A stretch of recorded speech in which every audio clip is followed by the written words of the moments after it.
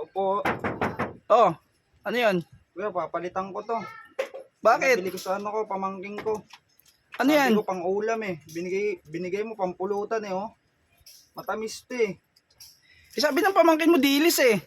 Kaya Dilis naman yan ah. Yung pang ulam nga, hindi to, pampulutan to eh. Hindi nililiwanag kasi nung pamangkin mo. Dilis pala na ano. Dilis pala na ano yung naanap niya. Dapat alam mo na yun, tanghalian na eh.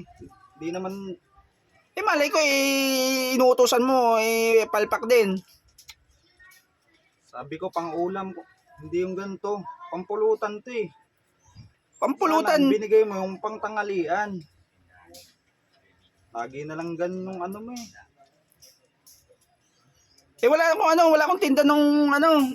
Wala akong tindang dilis na piniprito. Akala ko naman yan ang binibili ng pamangkin mo madalas bumili ng pamangkin mo niyan dito. 4 pa naman pinabili ko, naprito ko yung isa. Pagtingin ko, ang tamis eh. Ba't pinrito mo? Sabi ko nga sa kanya, pang ulam. Yung binigay mo daw, eto. Wala akong pamprito dito. Paano yan? Paano to? Palitan mo lang kahit itlog. Itlog, wala na rin itlog dito. Akin ano ko na lang yung ano. Babalik ko na yan. Yung ano mo, yung bawas na yan ah. Ilan na bawas dyan? Isa lang. Sabi ko, abala imbis makakapag ano pa ako eh. Pero mga ano dyan? Tuloy-tuloy gawain ko eh. Ingsay. Ano ba yan, kuya? Nagsoli na naman ng ano. Lagi naman nagsusoli yung mga yan. Palagi na lang nagsusoli ng... Paogag-ogag ang binibili. Hindi naman nauulam to eh. Pampulutan to eh. Hindi kasi dapat kayo kasi nabili. Nakaraan, bumili ng ilaw, binigyan ng kandila, nagalit.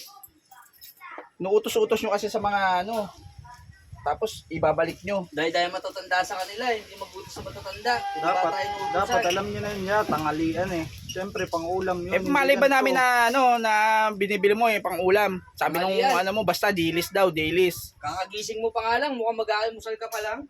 Sa gabi na binibili tong ganito, matatamis, pampulutan to eh. Soli ko na lang to. Akin na yung ano. Akin na yung andyan, kulang pa to. Ano? Magkano ba yan? Magkano ba yung binayad dyan kanina? 5 daw isa na ito eh. 5 isa nabawasan na ng ano. O sige, okay na. Okay na yan. Nabawasan na Pagkas ng na isa yan. yan. Lagi yan ang palpak eh. Lagi rin kayong ano Huwag nyo kasi utos sa iba. Kayo bumili mismo. Hindi yung para hindi kayo hindi kayo nagbabalik lagi ng paninda. Sabi kasi dilis Dilis naman to ah. Dilis nga, pang ulam, hindi pang pulutan. Sabi ng pamangkin mo kahit anong dilis binigay ko dilis. Malay ko ba na dilis na pang ulam ano nyo? May mantika ka dyan, pabilang mantika. Wala, doon ka bumili sa iba. Bibili ka pa mantika, baka sabihin mo na naman tubig. Dami mong ano. Yung palpak bibigay mo. Doon ka bumili. Bili mo mantika, baka mamaya sabihin mo na naman langis na panghilot.